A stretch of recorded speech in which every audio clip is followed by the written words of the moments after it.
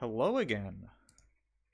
I am back, and I am here with the sequel to Into the Nexus, which is Rift Apart. I almost said this game was Nexus. I'm getting my game switched.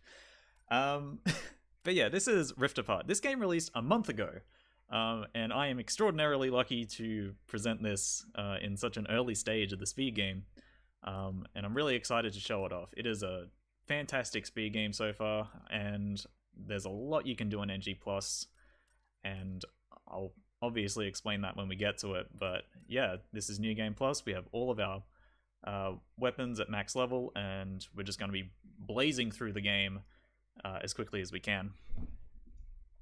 But I don't think I have any other explanations. If you're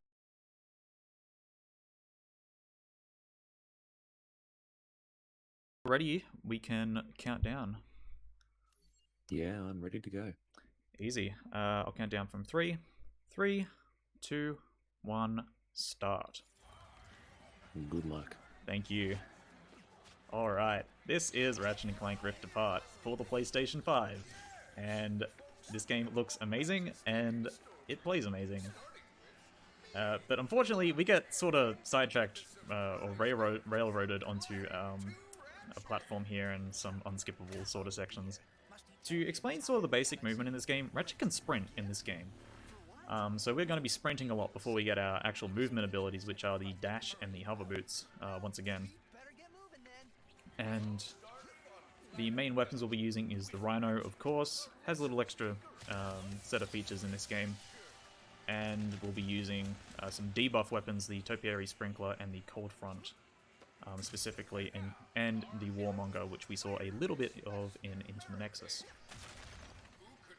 Here we'll be getting our weapons. So we'll get our burst pistol here. And I'm about to do one of the most complex tricks in the game that takes a lot to explain, but I'll do it right now. So, I'm going to open the map, I'm going to hold down the photo mode menu, I'm going to hold down circle, I'm going to open up the create menu, I'm going to confirm the create menu, take a screenshot, I'm going to move around while this create menu is up, I'm going to double jump and respawn on the platform but not on the grind rail, and then I'm going to land here out of bounds, and I'm going to hyperstrike here, but not land, oh no, in the wrong position. And then I'm going to land here, there we go. I'm going to spawn a trigger here for some of the enemies, and I'm going to destroy them. I'm going to hit a checkpoint here. I've defeated the enemies, I need to wait for an icon on the bottom right, and then I'm going to restart checkpoint. That would normally save about 5 seconds, but a lot happened there. So, what's normally meant to happen there is a sort of again, another on-rail sequence where you get a cutscene forced upon you, you land on a grind rail, and you sort of just have to wait until the enemies spawn and all that, and then you get the swing shot target that pulled me along. But if I do something called photo mode abuse, which is I have photo mode as a D-pad option, and I cancel directly into it frame 1 out of the map, the game sort of keeps playing despite acting like it's in a paused state. We call this suspension.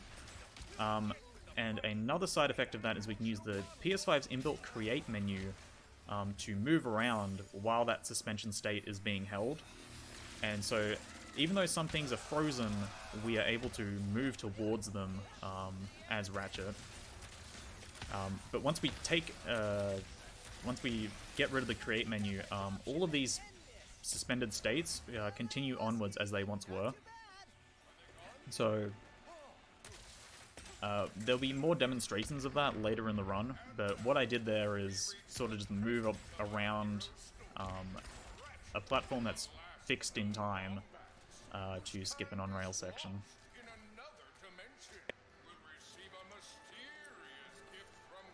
And you saw there a little mini-boss that's a dropship, but if you watch the last run, you'll obviously know, like, mini-bosses don't really take that much work to defeat when you have maxed out weapons. We have to get the Dimensionator away from Dr. Nefarious! Yes, and quickly. Whatever he has planned, it cannot be good. There we go. Righto.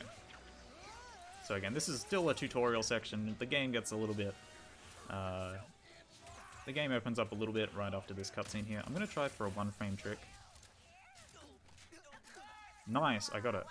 So, what happened there is I opened the map at the same time I skipped a cutscene on the D-pad, and what happened there was it skipped the cutscene but kept the states of certain things and further along than they normally would be, so I was able to enter Miss Zircon's menu, since she's the vendor, and trigger a cutscene out of that a little bit earlier. So skipping more cutscenes there. That's the rift tether, which allows us to pull along and cross certain distances. See that? I'm going to fire a rocket here, and oh, I did not have the rocket enabled. Huh. Strange things. I'm going to restart checkpoint anyway. So what I was planning to do there, if the rocket had auto-selected, was defeat the enemies on the dropship and restart checkpoint, since that was a checkpoint trigger, defeating all those enemies there. Nice bounce. Yeah, Megalo was not being nice, but that's alright. The game calms down a bit here. There's some little basic skips we can do here. So normally you're meant to go on that crane there, but this rift tether is accessible from way farther back than you really should access it. So we're able to just do that in quick sequence.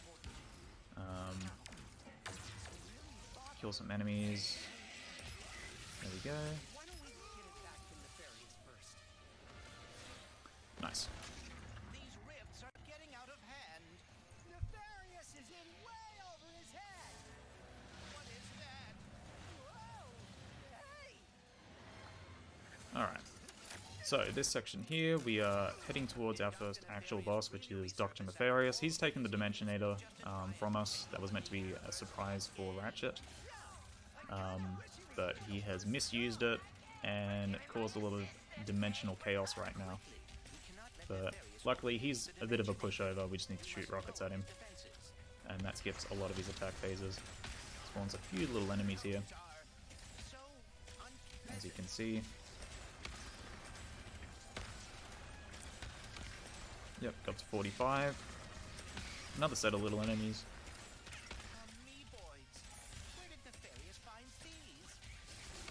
And we'll switch to the Cold Front. The Cold Front applies a 3 times damage debuff, or how do I say it?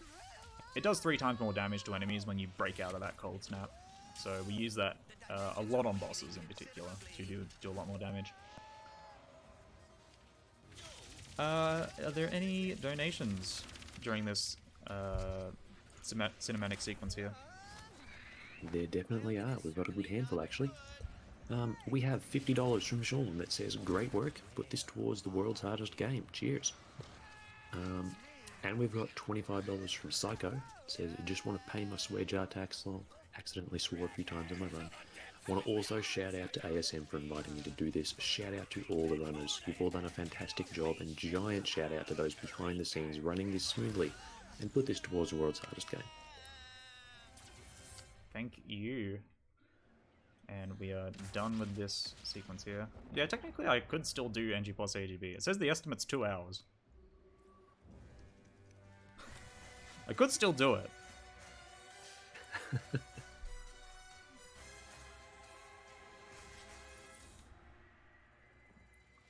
We got a $55 donation from Craig. It says, "Put this towards world's hardest game incentive. Keep up the good work, team." And another $23 donation from Craig. It says, "Put this towards German for Monkey Ball for some competition between languages," which does put German in the lead by $3. That is our next incentive, isn't it? The only one other than hardest game, right? Yes, it is. Sweet. We're going to do another new trick here. So we're going to turn the bolt crane in a particular position. On the D-pad, I have wrench combo set. This makes Ratchet go forward with the wrench during that cutscene where he's normally not able to move. I'm going to get this gold bolt just to flex. But the thing about that is, normally it locks you into like an attack animation, but it can also get you forward enough to activate triggers earlier, or checkpoints in that case. We go and get a checkpoint in front of that door that we opened, and then when we restart checkpoint, that allows us to respawn down here, which saves about 10 seconds of Ratchet monologuing or whatever about how there's two Nefariouses. Nefariouses? Nefarii? You know, plural forms. So here we are going down to Club Nefarious. We need to meet a guy named the Phantom. He's part of the Resistance in this new dimension that we've been thrown into. And he sounds a lot like Skid McMarks from the original games. Just a little cutscene warp there. So we're going to walk forward, spawn in some enemies, then walk backwards and do something here called an infinite jump. So similarly with the photo mode abuse, that will let animations play out as they're happening in place. So how do I explain this? It's like I'm hyper striking, but I'm not moving. Normally hyper striking will put you downwards and like slam the ground, but instead I'm slamming the ground in place. And when you slam the ground, you get a few frames of jump buffer time, so we're able to jump out of that in the air.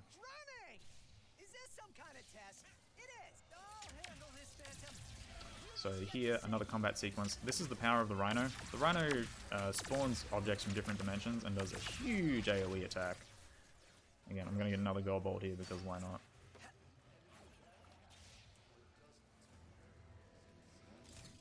There we go.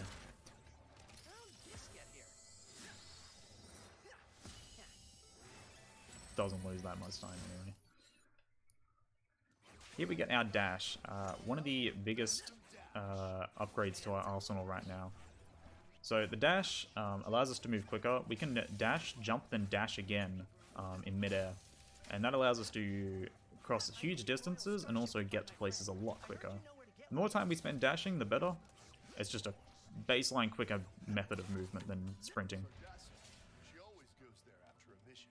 And here I accidentally got one of the difficult tricks here. So I'm on the outside of the elevator and I'm able to... if I was on the fence, I'd be able to double jump up to the cutscene trigger a little quicker. So this section here, we're following the Phantom around. We need to help him on one of his missions to help the Resistance. So it's a little bit of a tutorial section, but we can just beeline straight to the end. And here we go. Sweet. So we skipped having to wait for some wall run platforms to spawn. Nice, so this elevator takes us up to the Nefarious Hot Spa. The Phantom has a job for us here. We need to kill all the enemies in the section. Normally he has this long spiel about, like, I don't even know anymore. It's like 20 seconds of unskippable, unmovable sort of nonsense, but we can restart checkpoint and skip that entirely with a small window to spare. And we get straight into the combat. So the Rhino is mainly used in long distance, high volume, high enemy volume situations. So like right here. It allows us to get rid of a lot of enemies really quickly, even though it's a sort of unreliable weapon for high damage. So since we defeated all the enemies really quickly, we overlapped some dialogue that we didn't even get to hear because he was talking about Nefarious's dictatorship or something. And because of that, we went straight into a cutscene and we're able to do that infinite jump there. The reason all that was necessary is because this game has very, very linear progression. This game does not like you walking around, doing things out of order. Otherwise, it just throws a hissy fit and goes, no, I'm not going to let you progress. I'm going to get another gold bolt here because why not? We're having fun.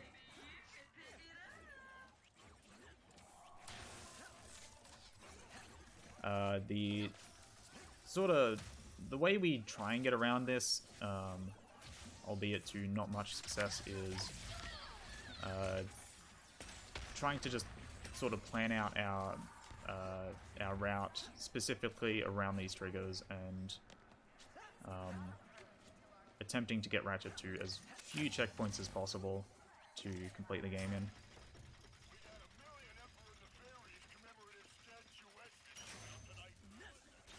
Yeah, Nexus is a very lenient game. We only have to hit a few out-of-the-way triggers, but in this game it's, you know, all over the place. We need to really focus on the objective system in this game, which I'll show here. So when I bring up these objectives, all those gold things, we need to complete pretty much everything gold on screen. Otherwise the game says, nope, you are not allowed to progress. In this case, we need to defeat the Juggernaut here that spawns out of the sky.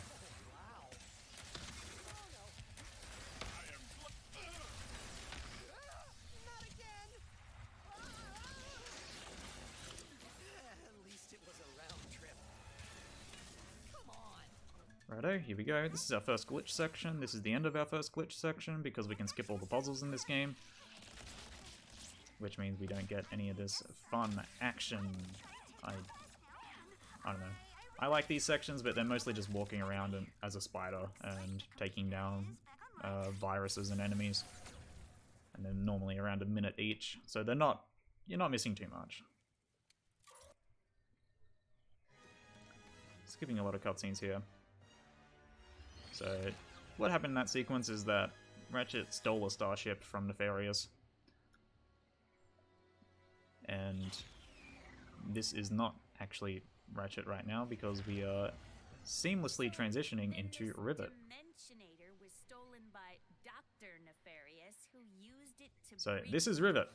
here? She is new to this game. She took Clank because Clank was on the ground as Ratchet and Clank got separated during the dimensional explosion earlier. But Rivet plays exactly the same to Ratchet. There are no differences between the two characters' kits, except Rivet is much cuter. Look at her. She's having fun. So we're going to dash along here, we're just going to skip a few enemy sequences, and we're going to open this pocket dimension. And we're going to perform a trick here, where I respawn at the top of the dimension after I hit a certain trigger down here. So normally this is the introduction to the Speedle, which we will get on in a second, but instead of doing the introduction section, we just exit it and hit the trigger that is for the second section here. And the Speedle is just like a small vehicle. We ride around on this bug. And, you know, it controls pretty much as you expect. You can go faster on it and you can just sort of move around. You can't jump, can't really do anything other than go across acid lakes. That's its primary purpose. But we make it over here to the Gelatonium factory, which is our goal. Rivet is trying to save her friends, the Morts. The Morts are a species. They all have the name Mort. So, you know, there's Mort, there's Mort, there's Mort, and there's Mort. There's more Morts than you can really imagine. Bunch of combat here.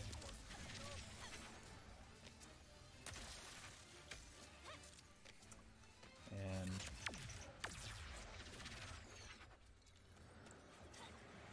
there we go. So, I know the Rhino's a bitrate killer, but we have to use it a lot here because there's a lot of thugs, goons in this game, that spawn pretty much anywhere on screen. So you see 4 just spawned right there out of nowhere. Also, yo Zen, how you doing?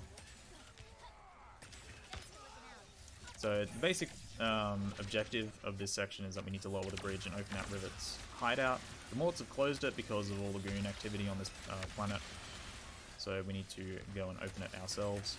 Although we do run into a few problems because Mort architecture doesn't seem to be the most solid of things. So we're going to kill this enemy from a distance, and we get to turn a crank here. There we go. So we glide down instead of having to use a Speedle to ramp up over here, and we hit a checkpoint. Another Grunthor mini-boss. Again, there's a lot of mini-bosses like this that are really not notable. They just have a lot more health than regular enemies. Did we get all the enemies? Yep. So we need to hit these 3 pads here. We're going to try for a little Speedle proxy. Ooh, doesn't work. That's a shame. We can bounce off that last button if we have the right angle, and we can land over here. But it doesn't lose that much time. Skip straight into another Speedle section. So Clank's been taken by the Seekapede in that cutscene, which is normally like a minute and a half long. I do not have box breaker on this file. we're going to try and ramp with the Speedle, so you can see that. This one's fairly difficult. Normally we're meant to ramp up onto the back of the Seekapede much later on in the section here, but we can do it right away using the mountains. Alright. Third try, not bad.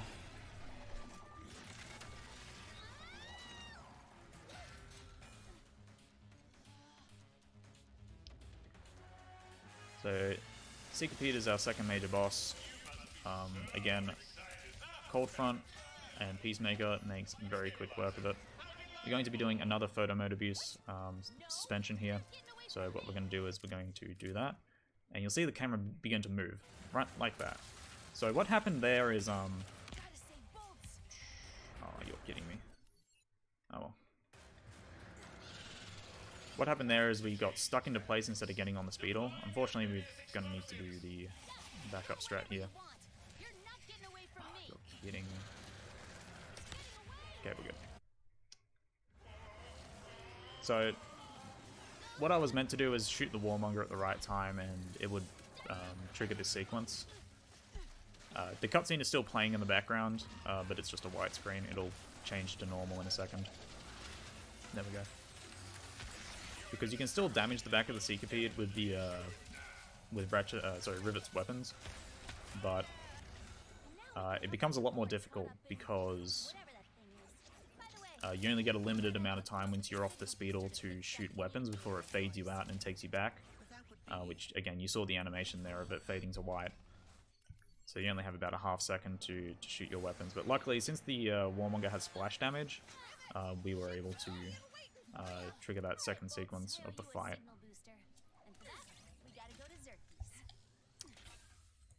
Here we go. Again, this is an unskippable sequence, unfortunately. Phantom, Moidoi, Captain Quantum, Klatchkey. Good time for a donation or two. Tension resistance. I'm posting the Emperor's We can do hit list two, to our in fact. network. We got a $15 anonymous donation. It says towards World's Hardest Game. We can do this. And we got $150 from Ian saying, let's see the world's hardest game. Well done, guys. A huge effort dealing with all the last minute changes. And that puts us at only $155.36 left to get world's hardest game in as a bonus run right at the end of the marathon. Sweet. That should be pretty easily doable. Do it this run. Pretty doable. We got a few hours left. Oh man, got stuck in the door, man. Can't make it, can't make it. Thing's stuck. Door stuck. Yeah, you can get stuck in the door there. Zerky's usually behind the bar. But Don't know where to find the pirate with the spare luckily that doesn't really do anything. There's a console on that big wall of So windows over there. It's now we're at cool. Zerky's. We need to get a part for Clank so he can communicate with Ratchet. And Rivet knows the obnoxious French pirate that does have this part. So we need to just fight all of his pirate buddies in this arena challenge, and we get the part. This is a huge bitrate killer, because the easiest way to do this is just to fire the Rhino, and spend a lot of time sitting here pondering existence. Why did I choose to run this game? Why did I choose to spend $1,000 on a PS5 in this game? There's a lot of philosophical questions here. Alright, there we go. Wave 2. Indeed, the saddest part of this game is you can never fight Pierre. But you can freeze him, or you could freeze him in a previous patch and cause him to fall to his death, which I think is a reasonable punishment for him.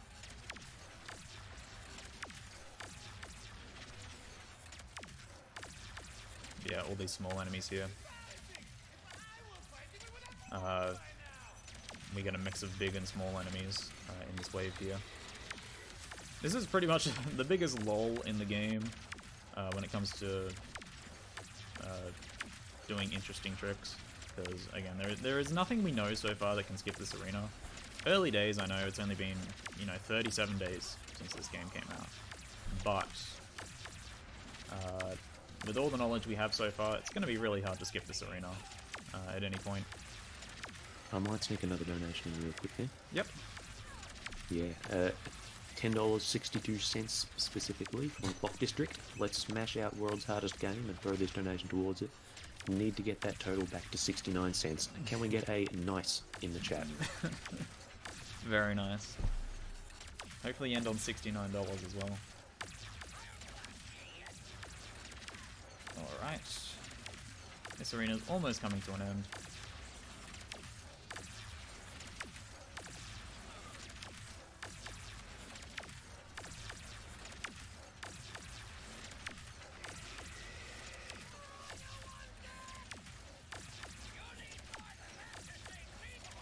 After this we have a mini-boss, Francois, and he is like the Juggernaut boss that we saw on Nefarious City, although he's a pirate form of it, has different attacks. But again, he doesn't have that much health, so we are able to take him down very quickly, as you will see. I think this is the last enemy here. Yes, it is. Sweet. So we get our Cold Front equipped. Again, a small unskippable cutscene coming up here.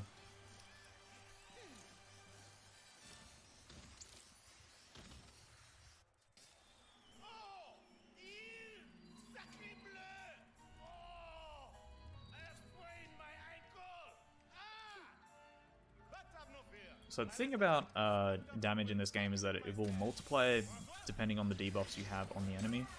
We won't see this right now, but we do have another weapon that will cause debuffs, the Topiary Sprinkler, and we can multiply that to do like 6 times damage per shot. Unfortunately, it's only one shot that it will work on, just based on how the game calculates damage and how it works. But we're able to use that one shot to pretty good results on some later mini-bosses. So again, dashing out of here. We've gotten our part and we've gotten in contact with Ratchet. And this next planet, Savali, is where we get the hover boots, which is pretty much what breaks this game and makes it a lot of fun to speedrun. So after this, we are going to head off to Savali. So story-wise, we need to build a new Dimensionator, because the Dimensional Cataclysm is about to happen, and there's a bunch of things being pulled in from different dimensions that could cause the end of the multiverse. So naturally, we need to get the plans for the Dimensionator and the parts for it. So Ratchet's going to go get the plans and make a baseline Dimensionator all by himself. And again, the dashing makes like basic movement just really satisfying because of that. So another combat section here. We need to take down all these enemies in Monktown. Once we do that, we will finish the sequence and be able to progress further. See here, should say another town saved. There we go. And now we have the hover boots and someone special on our back. This is KT7468 or something. And what we're going to do is use some basic hover boot movement. Wrench boosting. So that's wrench boosting. You're able to fly along entire maps. I'm just going to do that to get a checkpoint. So you're able to get a bunch of speed with wrench boosting. You're able to slow down time and hit walls while at full speed to massively gain speed across walls. 7461. Yeah, there we go.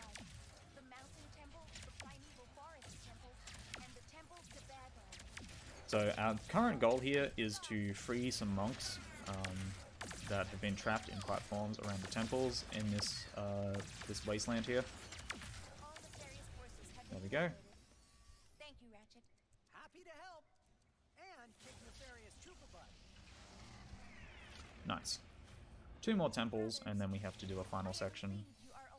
So again, wrench boosting is really, really useful because it allows us to gain a crap ton of speed in this game, and pretty much make light work of anything that requires like long hover boot sections. So you can see there, I managed to bounce off a little like mound of dirt and gain a ton of height, because horizontal momentum also transfers into vertical momentum when you're on surfaces that Ratchet normally can't stand on. And yeah, on 30 FPS you can also do something called backwards wrench boosting, which allows you to get that kind of speed anywhere you want, except 30 FPS is really bad to play on. And it still takes a bit of setup as well. Wrench boosting used to be a lot easier, but there has been a patch that sort of... it makes it official, but harder to do. You always have to be at full speed when doing wrench boosting, and you have to be holding down the aim button. Normally you could just like charge into a wall at any speed and just get a bunch of speed anywhere you want it. But now we have a lot of setups and a lot of places where we force ourselves to use wrench boosts to maximum potential. Oop. So we have to defend KT7461 here because she's trying to free the monks from the barrier here.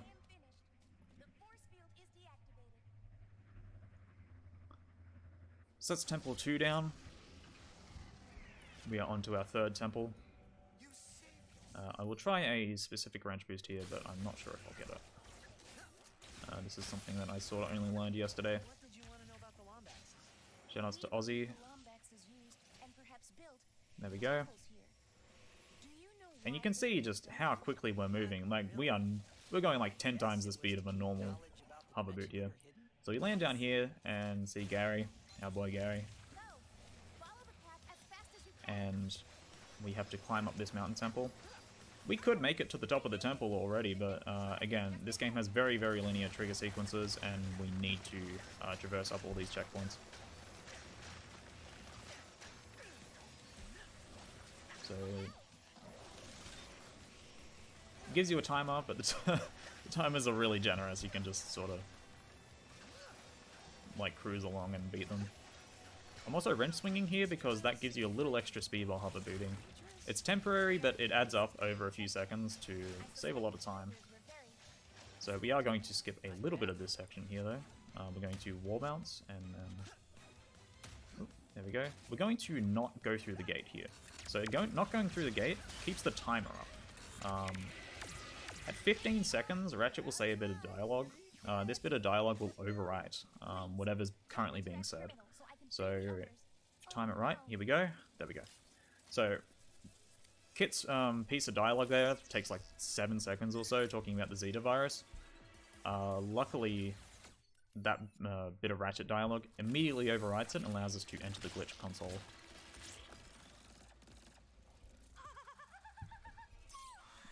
And again, skipping the puzzle. Nothing too special about the glitch sections. There is a little bit of movement we do in the third one, which is very similar to what I just did. It skips a bit of dialogue, but other than that, we don't need to worry too much about them. Another dialogue overlap here. Ratchet says something about the grind cable. That ends the monks dialogue, and the monks will teleport us back as soon as their dialogue finishes, so we just make that finish their dialogue. I'm going to be doing this wrench boost again. Please, please, please. Yes! Okay, here we go. So, normally what is meant to happen is that we are meant to land up here after a very long sort of traversing through multiple rifts around the stage, gaining a lot of speed. But we are able to wrench boost, get a bounce, and land up here without needing to go through any rifts, and saving a ton of time, about 20 seconds or so. So we need to kill all the enemies up here to activate the bolt crank. Here we go.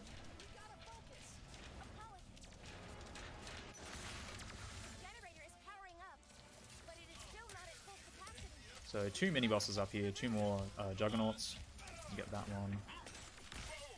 He's going to jump over towards us, which isn't actually the best thing. Sort of wanted him to jump more over to the right. The bolt crank's all the way back here, so we need to go over here now. Early Archives is definitely one of the coolest strats here. And we are pretty much done with Savali, and we'll be entering Blizzard very soon. So again, Rivet has the same sort of gadgets and kit as Ratchet does. So she'll get the hover boots since we got the hover boots. We're going to be doing a very, very small cutscene warp here. Oh, I am uncertain. we're not meant to be there. So I talked about the wrench combo earlier. I use it there to... normally I'm supposed to stand still during this cutscene, but I'm able to move now.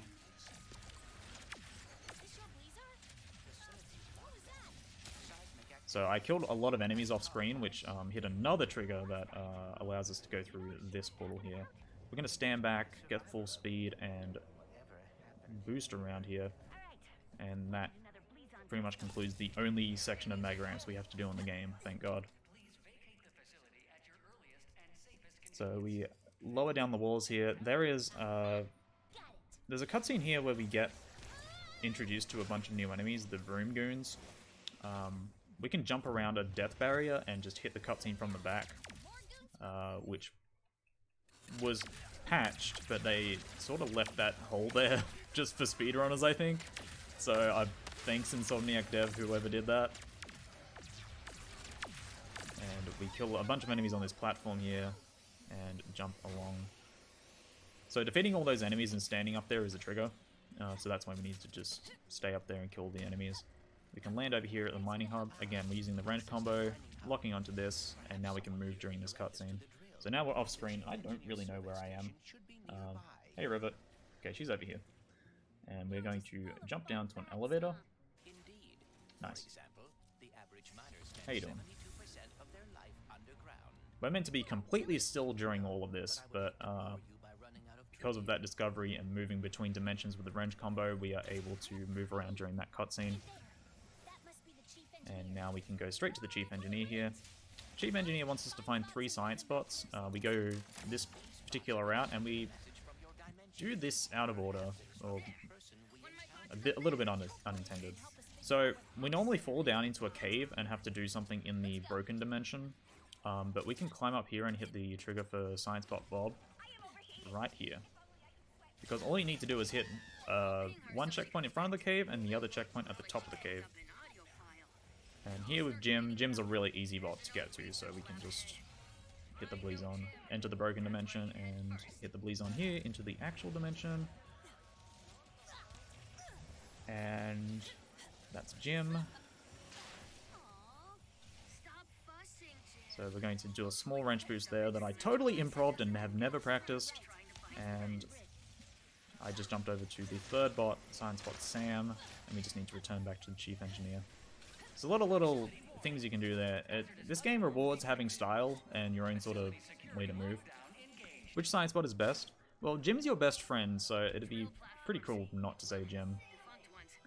An enemy's gonna spawn here. I'm gonna use photo mode abuse to insta-kill it, hopefully. So, 1, 2, 3, go.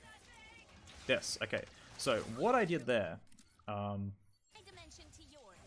is I let the enemy sort of half come out of the...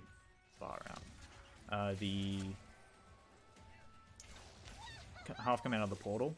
But since I was in photo mode abuse, that suspended him in midair and kept him moving along with the momentum that he was jumping out with. And because of that, he moved up far enough along that he landed in an out-of-bounds location that isn't exactly in this dimension. It's in the pocket dimension that he was jumping out of. And because of that, it insta-killed the boss. Because when the boss hits terrain that it's not meant to be on, the fail-safe is... it just kills it. It just dies. So we're going to turn the Clank here. And also, those anomalies are Clank puzzles, but again, with the glitch puzzles, you just skip them. It's pretty much just a glorified cutscene in a speedrun. Hydraulic supply restored. With that fixed, we should now be able to use that elevator. Time to drill for some So I'm wrench comboing in this cutscene right now. You can't see it because the camera hasn't panned properly, but I am closer to the elevator now. And here is Blizzard Rail Skip, which I think is the coolest trick in the game. Sorry, I'm not meant to do that. Thank you. What we're going to do is get to the front of the rail to hit a checkpoint. There's a necessary checkpoint to hit, and we're going to go backwards. And we're going to slow down time. And we are going to do that. And that does not give us enough speed. Dang. I cannot help thinking. Oh well. We have plenty of opportunities for this. So yeah, we're going to wrench boost and get a mega ton of speed and bounce off that ramp there. And we are going to skip this entire rail section.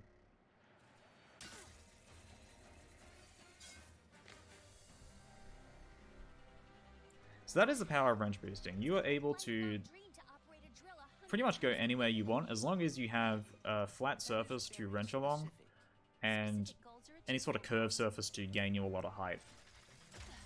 There's a lot of tricky situations later in the run which you don't have enough height to do exactly what you want. So you sort of have to improv. This is more the case in things like all gold bolts where there's alternate strats everywhere if you want to get particular bolts faster. So here we turned on the drill to get the phase quartz, which is Ratchet, Clank and Rivet's goal. They want to get the main component for the Dimensionator, and so we're just going to defeat a lot of dropships and enemies. 3 dropships we need to destroy, and then at least one of the Vroom goons. You just saw one of them fly past. And we're going to pull out the Rhino just for safe measure, and you can see the phase quartz just instantly spawns. And I am going to change to performance. If I change my graphics settings, that restarts the checkpoint, and that skips a little cutscene there. So, boom, there you go. So we're going to see our first application of Topiary and Cold Fronting. So I'm going to set it up like this. I'm going to wait for the dropship to spawn. I'm going to throw the Topiary down. I'm going to throw the Cold Front down, and that instantly kills it. So that boss, that mini boss has super armor until a particular part of the dialogue finishes. But you do so much damage there that it destroys the enemy before the super armor has a chance to activate. And that saves a pretty decent amount of time. So an unfortunate byproduct of what just happened there is that the phase quartz, which we just got, has unfortunately been destroyed. So we need to find the Fixer, the Rixer, and get him to fix the phase quartz for us. Unfortunately, old Fixer's down there in the back and he's currently powered off. So we need to, first of all, get the hole shot, which is a gadget that allows us to get to him, and then reactivate the Fixer to do our work. The thing about this place is there's a lot of pirates around. Ooh. That is an unfortunate death. So this wrench boost here will skip a portion of the rails, if I'm able to get it. Nice, that should bring us down. Sweet. So I need to hit that midsection of the rail, otherwise it'll soft lock the file, pretty much. And you'll see there's another checkpoint here. I'm going to try for something called first rail skip. Not. Nice. So I'm able to get off the rail if I jump at the precise time that Rivet is falling onto the rail. And I can go around here and do that. And I can activate a cutscene from above. Hello? Hello? This is funny. I'm not totally certain what's going on here.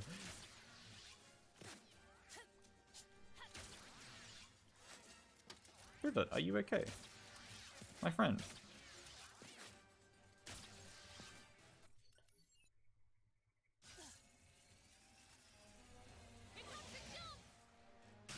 I have no explanation for what just happened. So I'm just gonna do the rail section normally. Normally when you latch onto that swing shot, cutscene players, and you're able to skip it and progress along normally. But I don't think Rivet was having any of that right now. Did I not? Oh, come on. Okay, so what I was just talking about with the soft lock, that happened for some reason. I'm not quite sure since I saw the checkpoint, but yeah. It's a little strange.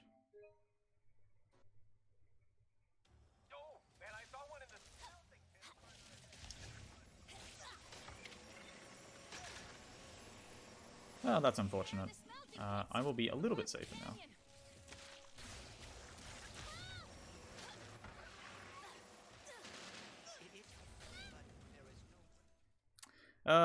This is a lot of fun. So, the thing about wrench boosting is that if you do it particularly close to some ledges, Rivet will get caught in a state of infinitely wrench swinging. There is no way to reach it. Like that. So, that sort of finishes because she thinks she's in a wrench combo or something, or an animation sort of lock, and what we can do to sort of avoid that is find different That was unpleasant. how can I say it? It's like, just find different setups and different ways to exit ledges, whether that's with less speed, whether that's with more speed, so you don't get animation locked. But yeah. I am afraid we may end up in a smelting pit. Alright, hopefully this works. It does. Cool. Oh dear. So that is normally what's meant to happen. We are meant to get a cutscene there that activates the pirates and allows us to get the hell shot. And this is an instance where I don't have a particular upgrade, the box breaker, because that makes that crank there turn 9 seconds faster. Although overall it only saves 0.4 to not have it. So we're going to destroy one of these ships in front of us. Come on, buddy. Come on, buddy. So the hell shot is like the swing shots that we've seen earlier, but it sort of just flings us directly along a certain path. And this is a small combat section where we need to defeat a lot more pirates. So a hurl shot spawns. We're going to try and fire a rhino shot that, yes, lands perfectly on top of a set of enemies.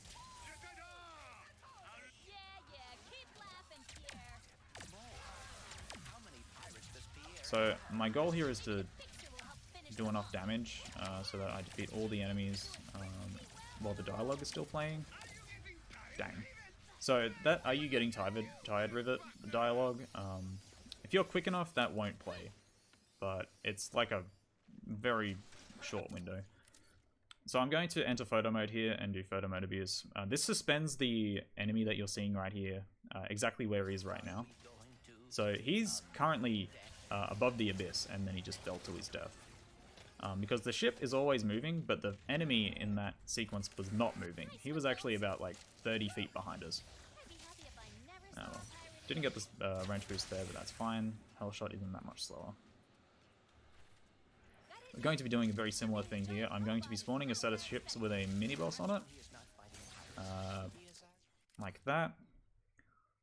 And I'm just going to wait this out, and a cutscene will play. Because despite everything being suspended, the cutscene will still play at its proper timings. So you can see that it just zoomed in on nothing. That's meant to be where a mini-boss is, but obviously that did not spawn. And since it didn't spawn, because it had fell to the void, that allows us to go straight into this hellshot section. Another rail section here we can skip with another photo mode abuse. We're just going to wait out until a bit of dialogue plays, and Rivet is going to be in midair, just like that. Sweet. So we went back and hit a checkpoint, and we get to turn on the fixer. So this rail section here, very cinematic, a lot of things going on. There are ways to skip it. These are a lot more consistent than the one I just got soft-locked on earlier. I'm not going to risk going on any of these walls. There's a reasonable likelihood that going on wall run walls during this section will fling you to your death for whatever reason. It must store some momentum somewhere. Luckily, you don't need to go on any of them to complete this section. Talking about me? So we're going to restart checkpoint here, and we're going to mash jump. No. You can still do it. Dang. Come on. Still going to end up faster if I get it now. No. Wow, the game is not being generous. Okay, there we go. Oh, god damn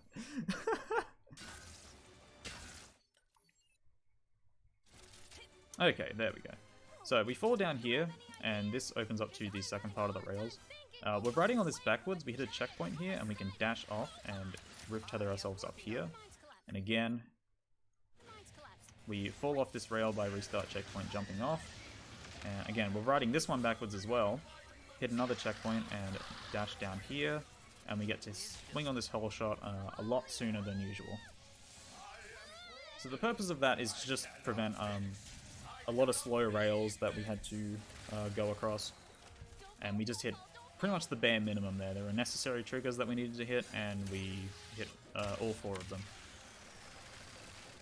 Bogo Spint.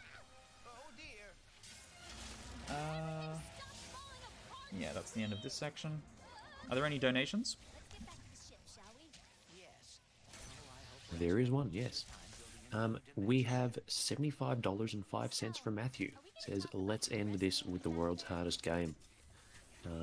Which brings us to $69.69 left on that incentive. Jesus. Sweet. So we are close. Not far off on that one. Oh, For anyone just tuning in, we are Oz Speedruns, a group doing speedrun events to raise money for charity. For this event, we're raising money for Beyond Blue, a charity working to raise the awareness of mental health issues and reduce the stigma around these issues to help people achieve their best possible mental health. If you'd like to donate, you can go to donate.ozspeedruns.com, or you can drop !donate in chat. There's a number of incentives, though that number at the moment is 2 this late in the marathon. We have a Super Monkey Ball language choice bid war. German is at $23 and Italian is at $20. And we, of course, have the world's hardest game as our last bonus run right at the end of the schedule. Get your donations in for that one. It would be a fantastic way to close out the marathon. Indeed. So we're on Cordelion now. Cordelion is the longest planet in... No. Second longest? Second longest planet in the run. Just barely. This very beginning section is very auto-scrollery. Like, there's an elevator you have to go down. There's this bot you have to pursue for a long period of time. It's not that exciting. It does open up a bit more later on in the level, and we have a few bits of interesting tech. So we skip the cutscene there. We're going to skip most of this room by just doing a bit of dash tech and get up to this console. Here we go. So that drains the room for us and allows our pal here, Junkbot, to get his access arm.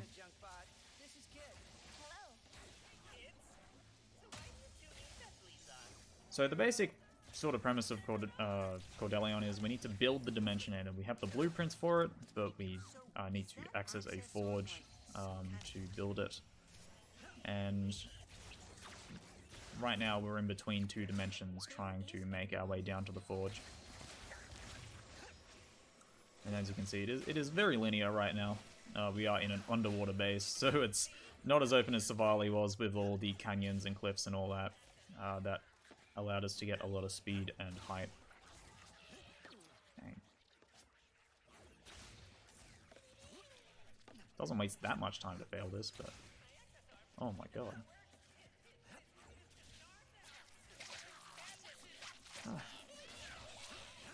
There we go. Again, that still wasted like 0 seconds. So you had to wait all that dialogue out to get Junkbot into the elevator.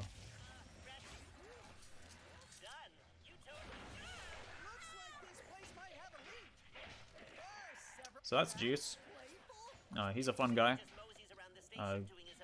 You can rent him for parties. We will see more of Juice later. He's our boy. And we are going to do another little skip here. By hyper striking up here. We have to wait for a checkpoint to trigger before we can hit the Blizon. And we did that. So here we're going to activate the Rubion Forge, and Ratchet's very smart, so he's going to blow it up. And we are suddenly pursued by a bunch of nefarious troopers. And we are going to make our escape back to the dimension with Junkbot in it. By turning this bolt crank. So one of the benefits of New Game Plus is that we have invincibility. And it's not just like basic invincibility, it prevents us from getting stunned. So it just makes these sections a lot cleaner because you can just turn bolt cranks without having to clear out enemies. So another little bit of dialogue here. This will be our third and final glitch section for the run. In New Game Plus All Gold Bolts, there would have been 2 more to get us various gold bolts. But here we are going to skip the puzzle and then we're going to overlap some dialogue at the back of the section here. Because normally this is where Glitch finds out about the master virus, which is what's causing all these terminals to corrupt. But if we go back here, Glitch plays a dialogue a lot quicker. The hover boots are very, very, very satisfying. Like, it's hard to overstate just how much fun they are to use, even casually. And with wrench boosts and all the other little bits of tech you can do with them, they definitely become one of the most fun little gadgets in any rat game. How do we do that? By finding the power source. Last I saw it was down the stairs and past So here we have to wait for a door to open. FYI. Dunkbutt talks a lot, but we can get straight to the action here. Or not. This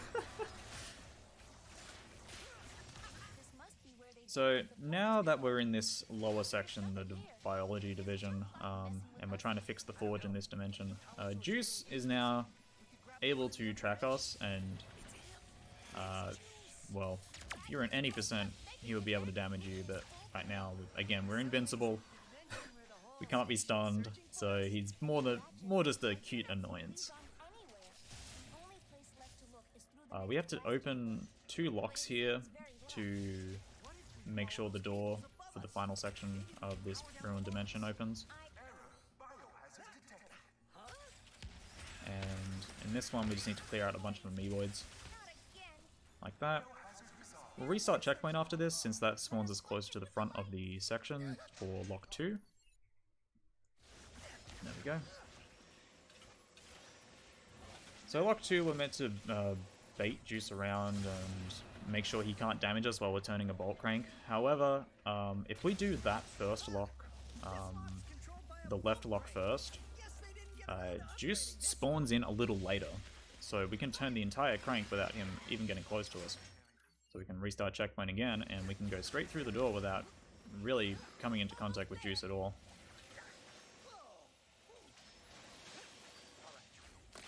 So here is another application of photo mode abuse. Again, what we're going to do is open the map when the water rushes up here, and we're going to open the photo mode frame 1.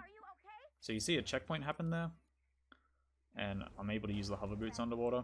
So normally you'd be locked onto this mag strip, and you'd have to walk along it or jump across it. But now we can use the hover boots since we're not constrained by the Magna Boots movement. So that's just a way of pretty much alleviating the biggest Magna Boot section in the run. We're going to just restart checkpoint here, and Juice comes down in front of us, but it's not really that scary. Now we're back in the proper dimension,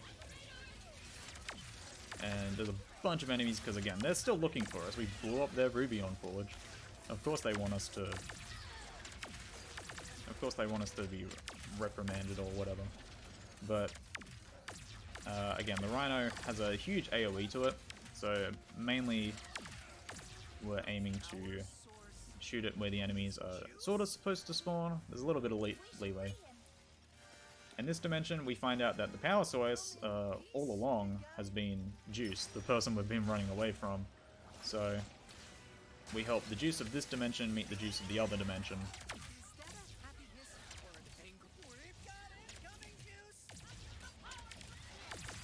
So there's 3 mini-bosses that spawn here, but the checkpoint for the next section is literally just there. So we can hit that, restart checkpoint, hit the Blizon inside of the cage instead of waiting for Juice to open it, and then suddenly we're at the end of the stage. That saves a lot of time. So now we have 2 Juices over here. They've built a Dimensionator for us since they're a power source, and we can just get into the elevator. I'm sorry for the bitrate. Sorry for the bitrate. If you're very lucky, the Rhino can clip you through walls when it spawns enemies, spawns things from the sky. But again, that is not a consistent trick at all. So we're going to hit the Blizon up here, and that takes us right to the start of the stage. A rare case in this game of circular design being really, really useful. So we're able to wrench boost straight back to the ship, and then we can go to Zergies. And don't overthink it. So we've gotten all the parts for the Dimensionator. We should be able to fix the Dimensional Cataclysm and have a great time. Surely nothing will go wrong. So an interesting little tidbit is, since we have the hover boots, we're able to wrench boost and make that gap. That's something we couldn't do on first visit. We're going to enter this, skip cutscene, and oh, it's Dr. Nefarious again. There we go. So the Nefarious fight has 4 phases to it. And they are all around like 25% damage or so. I'm going to be jumping along the rails since jumping conserves your speed. And we make our way to the second phase of the fight. So again, using the cold front here to do triple damage. Again, only one shot does triple damage, so we need to be constantly spamming the cold front and the warmonger at the same time. Now he's at 50% HP.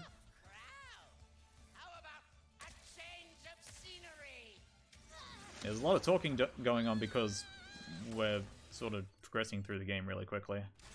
And again, that's to our advantage because we can skip dialogue by having other dialogue play. So this Grunthor here, I restarted checkpoint because normally Dr. Nefarious doesn't take damage until you defeat the Grunthor. But if you restart checkpoint, the Grunthor and Dr. Nefarious can take damage at the same time. We need to defeat the Grunthor before Dr. Nefarious, otherwise it softlocks. Again, there's a lot of ways to softlock in this game. And we defeated him, and there was a huge reveal in that cutscene that we didn't see, so I guess we'll never know. So we're going to move back to Sargasso. Sargasso is currently being invaded by a swell guy named Emperor Nefarious, no relation. And what we're going to do is hopefully stop the invasion from completing. Oh, not meant to enter photo mode there. But to begin with, we need to defeat a lot of enemies and go along the second part of Sargasso that we didn't explore earlier.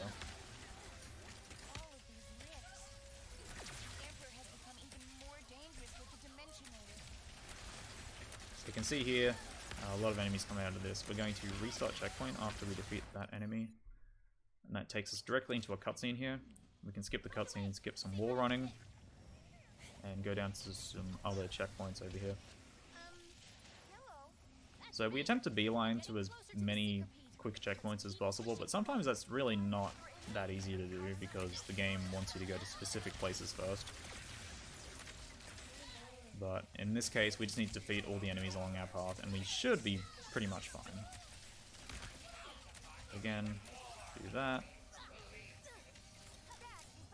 There's a wrench boost you can do there to make that gap and all the way over here, but I haven't really messed with it yet, so I don't think a marathon's the best place to do it.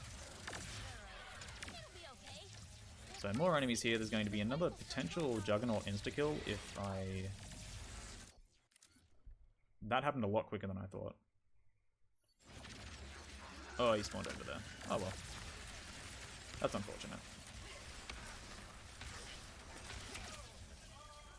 So when you kill a specific amount of enemies on this area, you spawn the Juggernaut, and if you photo mode abuse when it's halfway out and pretty quickly close the photo mode menu again, you're able to instantly kill it. That's not really that useful in this category, but in any % categories, that does save a lot of time and a lot of headaches with ammo. So we're going to skip a Hellshot section there and a bit of like on-rail stuff. The checkpoint for this platform here on top of the mothership.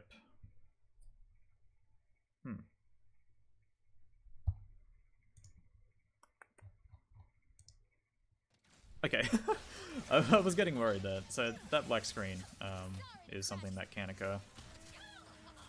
Always worried about that. Yeah, the checkpoint for that section is... It extends all the way down. So you're able to get that while you're above the acid swamp instead of having to fly up with another Hellshot. Yeah, that's a byproduct of this patch. This patch introduces black screens like that take like 15 seconds to resolve. They rarely truly crash the game, but I've had it happen before. Luckily, that's the most common one, and usually if you get that, you don't fall victim to many others.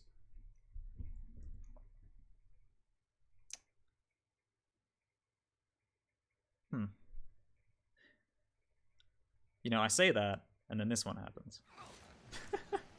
Hey, there we go.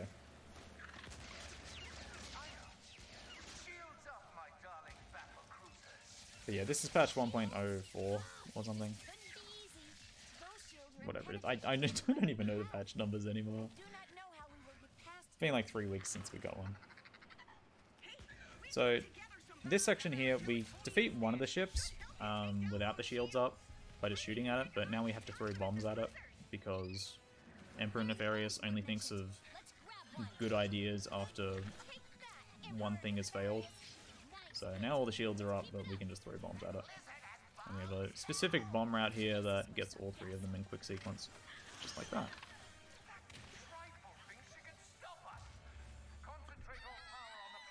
There we go.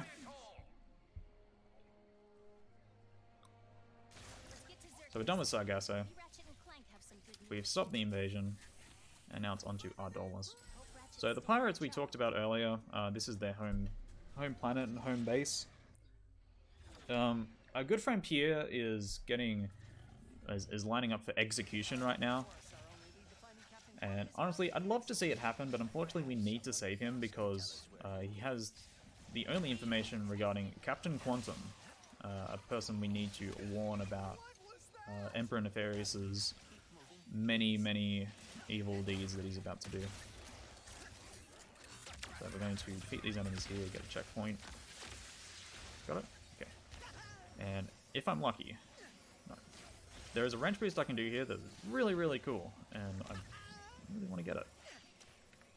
But unfortunately, this one's really tough because the surface we want to wrench boost off is off a ledge, and that isn't really a common thing. Normally we want to hit flat walls that are on a, like, that are against the floor, but in this case, this is the only flat wall we really have available to us. There we go.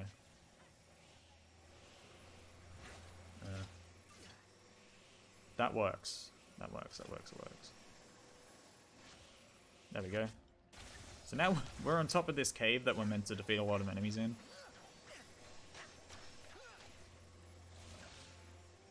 This doesn't save that much time and like how many attempts I needed to do it, but that is a much cooler way of doing it. So we are able to jump around and get to this cutscene. Again, we're saving Pierre. So what I'm going to do here is another create mode menu. I don't know if I did that correctly, so what I'm going to do is I'm going to do it again. Who knows. Opening the create menu there, while playing the Spybot, does a thing called muting. So Pierre's dialogue, hopefully once this is all done, should stop playing. And because of that, because his checkpoint trigger after this is a dialogue-based trigger, it should allow us to immediately progress on with the game instead of waiting for him to have the spiel.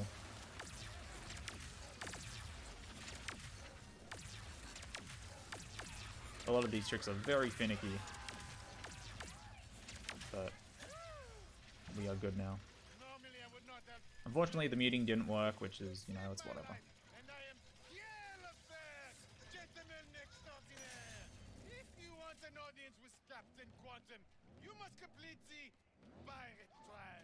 So we need to wait for a specific bit of dialogue, that one, and we're going to do another wrench boost here.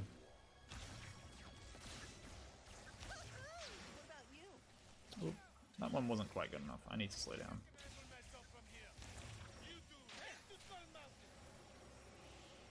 So we need to hit this platform here, do that, and get up here to the hull shot, and we have done a sequence of 3 or 4 checkpoints in just a few seconds. Are we trying for another mute here? but hopefully I get this one. So this is a memory-based game. We have to shoot the pirates in order, but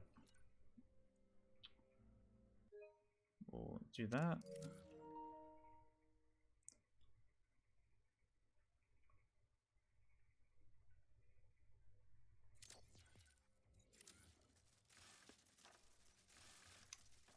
I see. Okay. That didn't work the way I wanted it to. That's okay. We're just going to forego the muting here and just let the dialogue play out. What was meant to happen is that... Do we have a minute? Oh yeah, we do have a minute. Cool. We got $10 from Brock that says put this towards the world's hardest game, and $69.69 from Ben J. Lynn. Blue enjoy world's hardest game. Mobius, what's your favorite rat game and why is it deadlocked? Hashtag world's hardest game. I'm sorry to say, Ben, but my favorite game is Rack 2. I'm so sorry to disappoint you. But I love Yes, Deadlock. world's hardest game is officially met. We will be seeing that at the end of the marathon, which means the only open incentive that's left is the Super Monkey Ball language choice, with German at $23, Italian at $20, and English at a flat $0.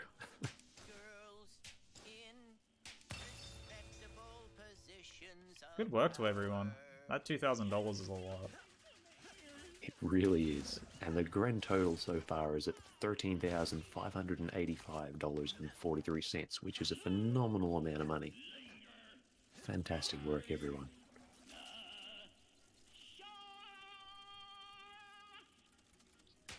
So again, this is just a memory game. I have a file that makes this harder because I have a V5 combustor.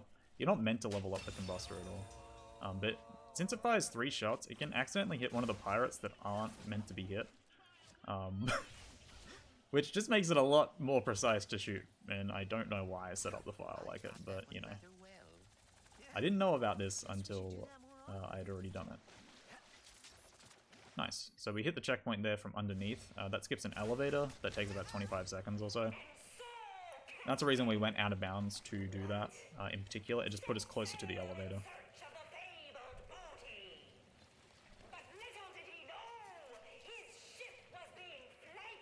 So here is the third part of the pirate trials. Again, we need to do all these to visit Captain Quantum and become a real pirate. But this one's a lot more simple than the rest. It's just shooting the rhino and defeating all the enemies. There's not too much tech we can do here to speed this up because, again, it's all dialogue based and all enemy based. This is definitely the most slow of the planets, I would say, because we are really railroaded by a lot of necessary checkpoints and triggers we need to do.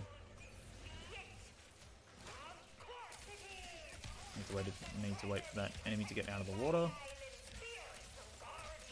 There we go.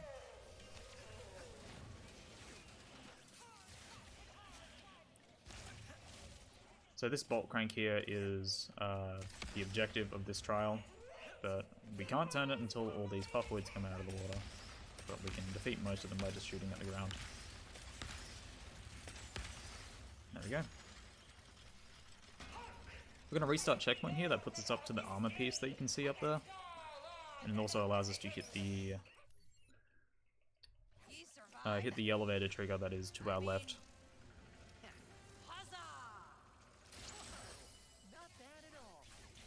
We can't avoid picking up that armor piece, but if we could, it'd save about 6 or 7 seconds. Let us see what is up ahead first. There we go. Oh, I forgot to... Okay. Come on. The hover boot speed. Alright. So this is pretty much entirely on rails. We need to defeat a bunch of enemies that come onto the ship. There are some cool tricks that happen later on in the sequence, but for now it's just introducing you to the fact that enemies will jump on the ship as much as they want. Leave it to me.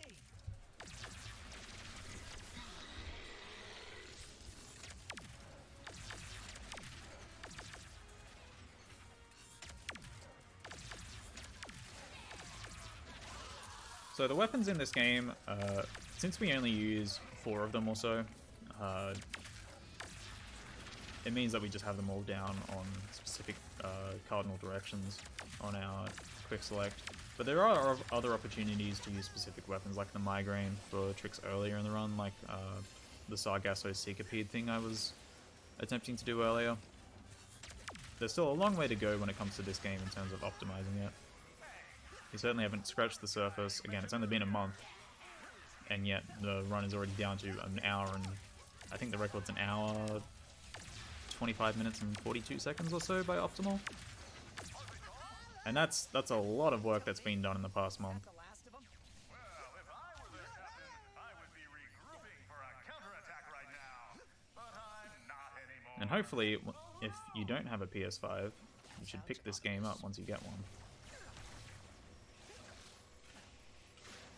So we're ending this first combat section here. We need to press a button that appears out of the ground here. We need to wait for the ship to stop and Captain Quantum to say something, since we're escorting him off the planet right now.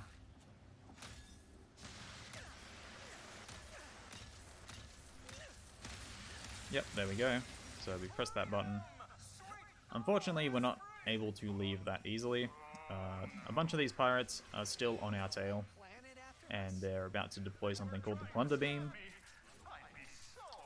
I need to restart checkpoint there, but that's fine. Yeah, that's easy.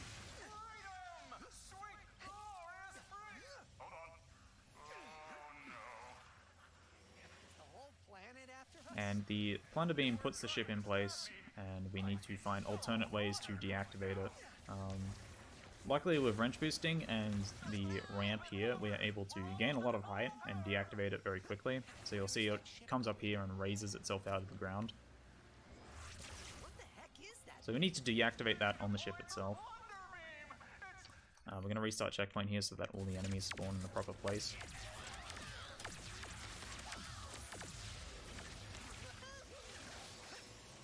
And just like that. Oh, barely got it. Okay, there's a small checkpoint trigger just there, and we get to turn it off now.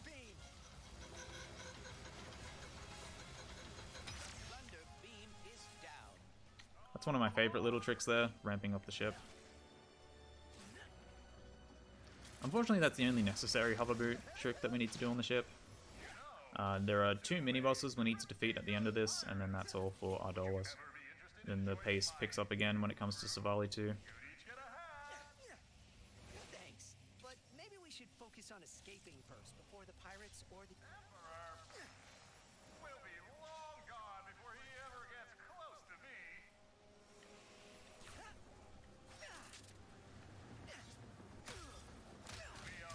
There we go. So we've hit the button again, but again, we are not getting let go this easily. We need to keep going with the auto scroller for some reason. So what we're going to do is, before we were able to hurl shot over there, we were able to barely get the Rhino in range and do a lot of damage to these enemies. I'm gonna fire like 2 more of these. Yeah, 1 more. Right in.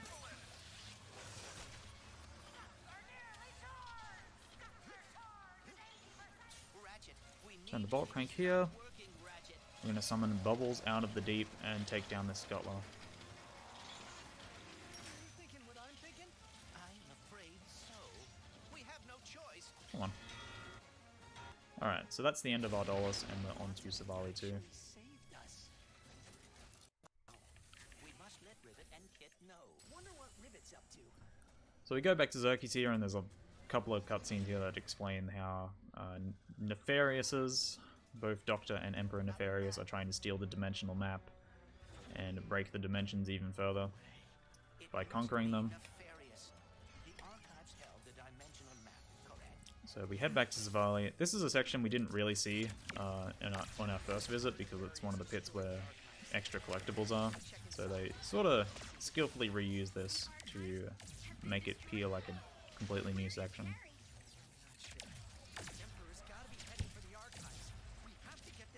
The game sort of jumps the shark here and spawns a lot of goons out of the ground that are made of bone. Okay, that is all the enemies of this section. So all we needed to do there is just defeat all the enemies, and that lowers the guard for the dimensional archives. But we needed to be far enough back to trigger the cutscene and to defeat all the enemies. So now we switch to Rivet, and Rivet is currently inside of the flagship of Emperor Nefarious. And we need to go rescue some of the monks that we met earlier, since they've been captured. There's another combat section here. We can speed this up by predicting where the enemies are, or we can just use the Rhino as much as we want. Since if we go too slow, then the dialogue will finish before we get to the top of the section and not hit the cutscene, sorry, not hit the checkpoint as quickly as we could. Are there any donations that we can read during the second platform here? Still keeping an eye out for more donations. None yet. Easy. Definitely get your donations in. We've already beat ASM 2020's total. It'd be great to see us knock it out of the park this year. See just how high we can get it. That's the spirit. What are we at? We're at like 14? Sorry, 13? 13.5. Yeah, well over 13.5. Yeah. Let's hit 14. I want to see $14,069 at least. That would be pretty incredible. Righto, so the third platform here has a mini-boss. So normally with mini-bosses we've been using the cold front, but this one moves around a lot, and we want to throw down the Topiary Sprinkler just to get some extra damage on it, since the Topiary auto-aims.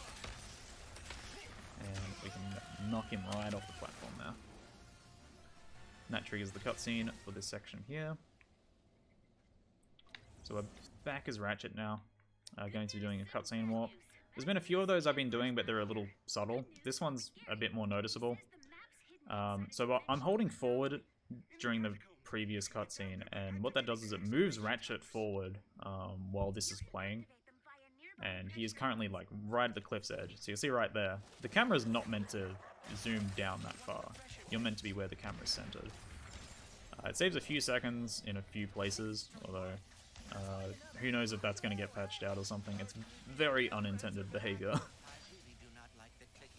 So we need to deactivate, we need to activate 3 platforms here to blow open a hole in the bottom of this temple, enter us into the catacombs where the dimensional map is being held. Unfortunately that wrench boost didn't get us enough momentum to clear the gap here, but that's fine.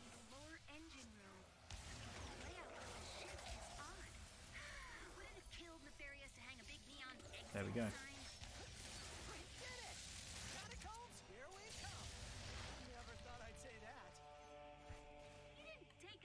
So this next section is another Speedle section, our last Speedle section of the run.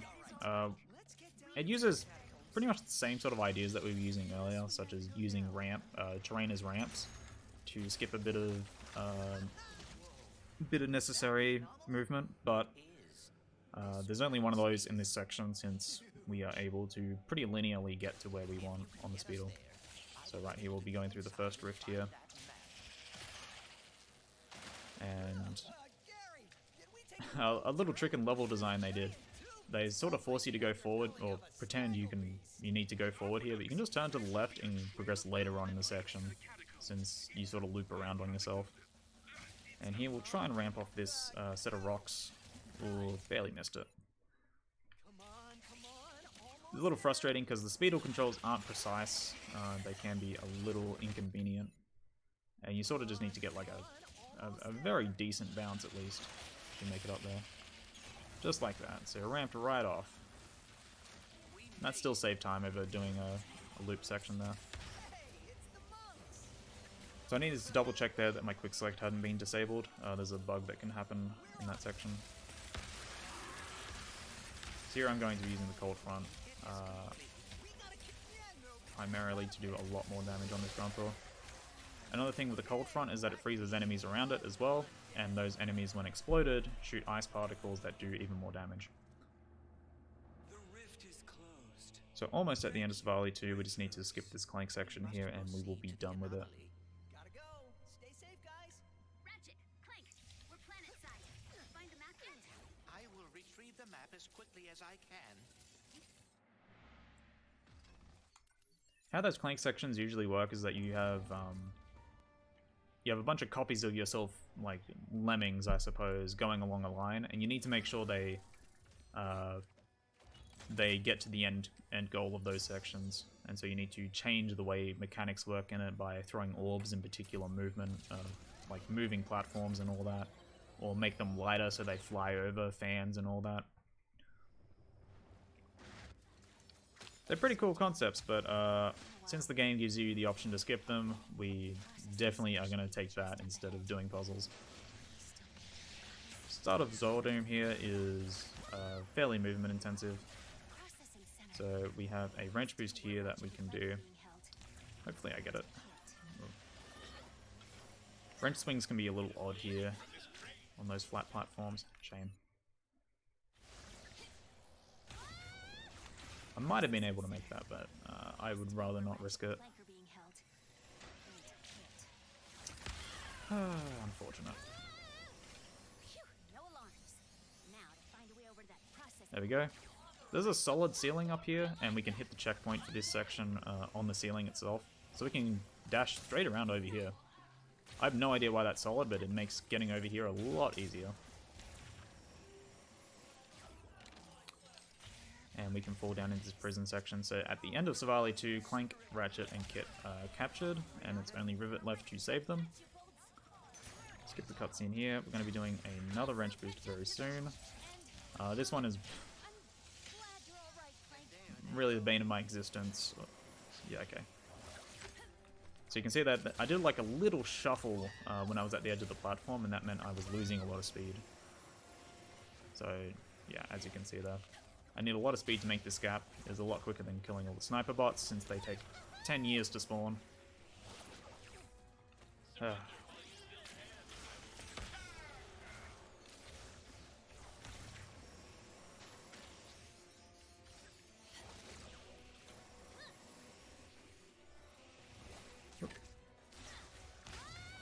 Righto, that's that gap made, and we have to go back around to where the door would normally open to hit a checkpoint. That makes the mini-boss over here spawn, which allows us to latch up onto the transport container where Ratchet and Kit are being held.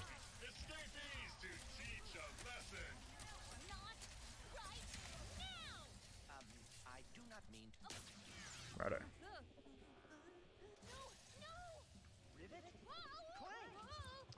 Why do objects in the skybox need collision? I don't know.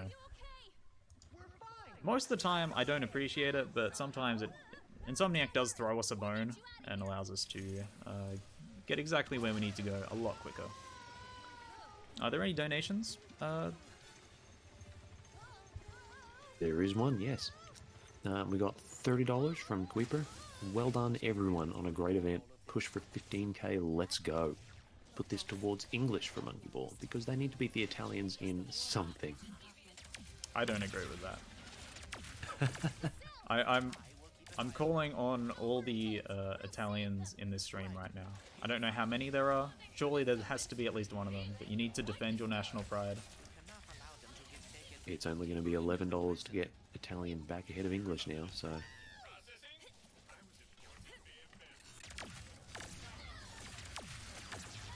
It's coming home. It's coming Rome. So this section here, again, there's not much to explain because unfortunately we're really gated in this part. We can't make our way up to the Warden's room, which is our goal to release Ratchet and Kit. We need to hit a few checkpoints along the way. Definitely one of the most solidly built sections of the run right here. But we do get up here, and we can skip a bunch of combat here because there is no necessary trigger other than right here in front of the door. Bitrate's going to be eaten here. I apologize in advance. Alright, never mind. I was trying to clip through the door by getting a solid bit of rhino debris, which, again, saves a few seconds. Not that necessary. Doesn't matter too much if you miss it, but definitely saves a bit of time. There's a few that's the thing about Rhino clips in this game. Although in things like Nexus, which I played earlier, clipping is a really instrumental part of the run. In this game, there's not much you can do with clips. They don't really take you anywhere because you usually need to stay fairly in bounds to hit necessary checkpoints. We wait there because that console only activates when Ratchet and Kit are over in this part of the prison. The container they're in is on like a set sort of speed, so all we need to do is just make our way over there and then wait for them. And again, another platform here where we don't have to do anything.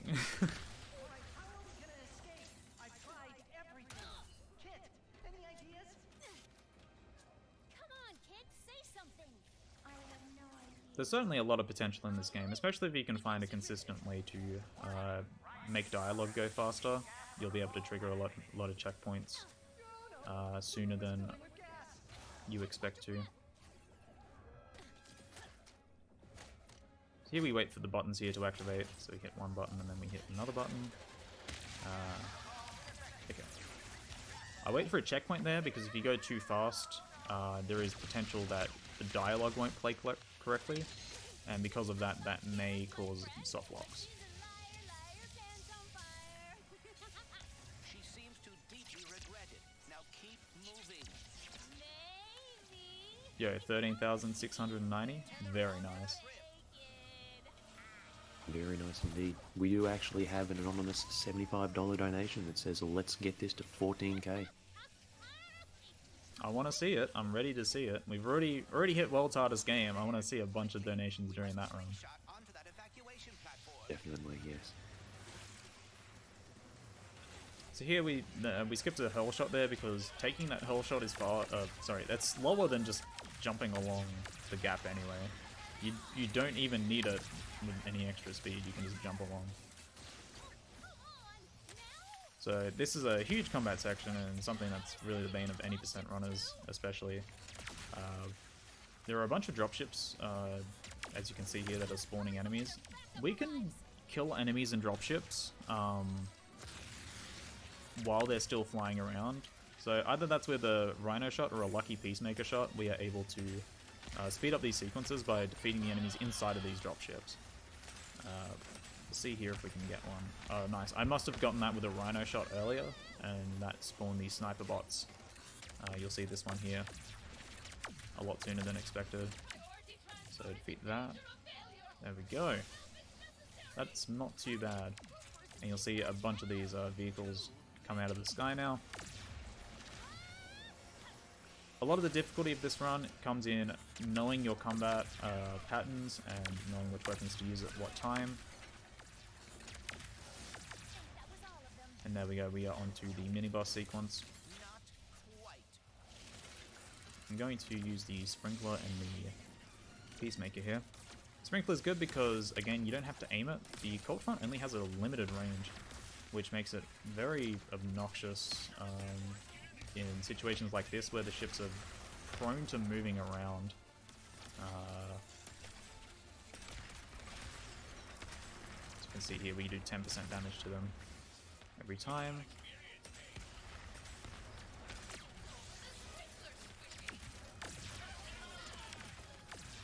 While the Rhino does a lot of damage, it fires too slow and has a chance of not dealing enough damage, or like dealing with limited damage. We're not really sure why, but it has something to do with the area of effect or whatever. Righto. So now we're on to the final segment of the run, which is Megalopolis 2. I'm just going to wait around a bit because there is a potential soft lock that can happen. Righto. Skipping a bunch of cutscenes here, and it's going to be a black screen for a little bit.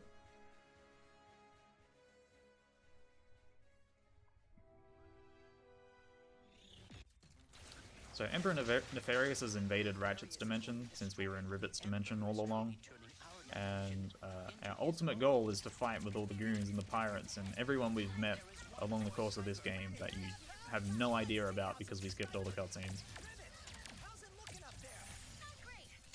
But this is a basic combat sequence. We are speeding this up by using the Rhino to get things behind walls. Hurry and get that dimensionator. All right. You'll see here, defeat this mini-boss. And we'll come up on the first phase of the final boss very soon.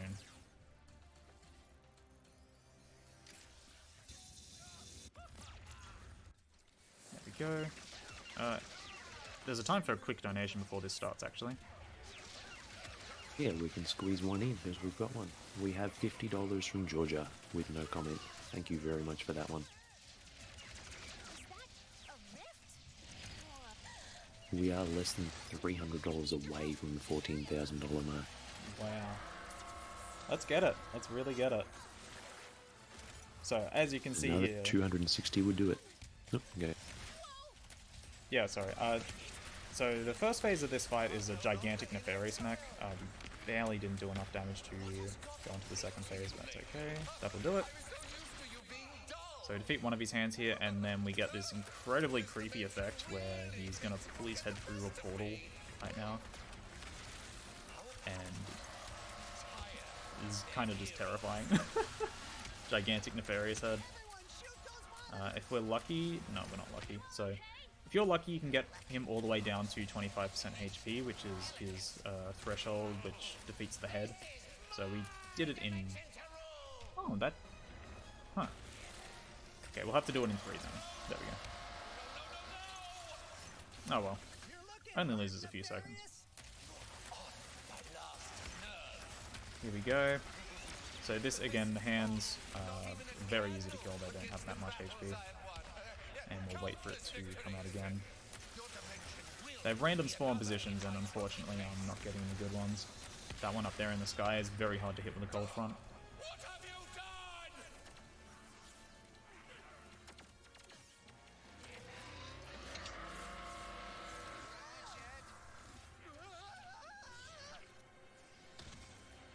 So here we are traversing along a bunch of floating dimensional debris.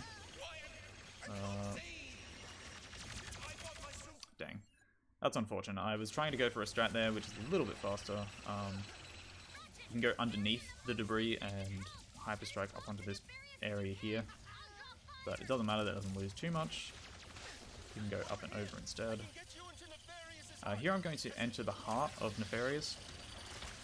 And I'm immediately going to restart checkpoint after switching to the Rhino, because that severely reduces the health of the heart for some reason. Like you can see, that took it down to 24 immediately. And now we are already at threshold and the heart breaks. And we can just stand here and shoot it down. Easy done. So now we are finally on to the last 2 phases of the fight, where we have Nefarious himself. We're able to stun lock him with the cold front since we have it at a high enough level, and immediately freeze him in one shot.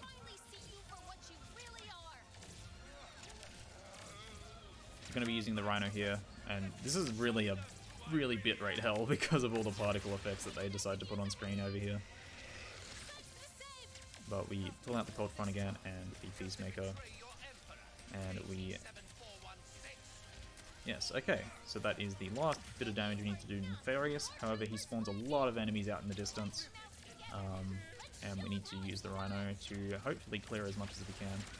The big Juggernaut in the middle we don't need to defeat for the final phase of the fight to complete, but he can be an annoyance and soak up some damage. There we go. So time is coming up in 10 seconds or so. Okay. And Rivet and Kit. Come down, Kit. Righto. And time. Sweet. That wasn't the, that wasn't the best run in the world, but I think for a first month run, it's something to be proud of. I'm just glad I got to... GG. Yeah, I'm just glad I got to showcase it. Rift Apart's a really cool speed game. And there is a bunch of things you can do at the top level to make it incredibly fast and incredibly rewarding as well. So I think as time goes on, this is going to develop into a really nice speed game, and something that will be one of the best in the Ratchet and Clank series. Yeah, I mean, if this is where it is at the 1 month mark, I can't wait to see where it's going to be at the 1 year mark. Oh, absolutely. Like, we've already got so much interesting tech. Like, it's a really good sight to see. And the community has come together to make this happen. Like, I'll shout out a bunch of people, actually. So people like Nautical Turtle, Phantom Fantasy, Saigyo, Snuggles, Everyday Aussie, Sin, Optimal, like, B-Dub. Like, all of these people have been really working hard at making this game a cool speed game in its first month. And, you know, as more people get a PS5 and are able to go on, like, you'll see so many incredible things happen with this speed game, I think. Ready to fix this, pal? But yeah, there is a Juggernaut in the cutscene, and he's making this emotional moment really unrewarding. And also, if you want to speedrun the Rat games, go to speedrun.com/RAC and go to the Discord sidebar. Discord on the sidebar. People will help you with any issue or question you have.